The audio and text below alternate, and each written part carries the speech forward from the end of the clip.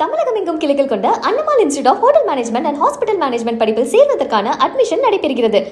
ராணிப்பேட்டை மாவட்டம் சோளிங்கர் அருகே ஏரியில் குளிக்கச் சென்ற ஒரே குடும்பத்தை சேர்ந்த அண்ணன் தம்பி உட்பட 3 சிறுவர்கள் நீரில் மூழ்கி உயிரிழந்த சம்பவம் பெரும் சோகத்தை ஏற்படுத்தியுள்ளது. சோளிங்கர் அடுத்த தாலிக்கல் கிராமத்தை சேர்ந்தவர் விஜயகாந்த் என்பவரின் மகன்கள் அமுதன், சுதன் மற்றும் அவர்களது நண்பரான இளஞ்செழியன் ஆகிய மூவரும் அதே பகுதியில் உள்ள ஏரியில் குளிப்பதற்காக சென்றுள்ளனர். அப்போது ஆழமான பகுதிக்கு சென்ற நிலையில் எதிர்பாராத விதமாக ஒருவருக்கு பின் ஒருவராக மூவரும் நீரில் மூழ்கி உயிரிழந்தனர். தகவலின் பேரில் விரைந்து வந்த தீயணைப்பு வீரர்கள் நீண்ட நேரம் போராடி 3 சிறுவர்களையும் சடலமாக மீட்டு பிரேத பரிசோதனைக்காக அரசு மருத்துவமனைக்கு அனுப்பி வைத்தனர்.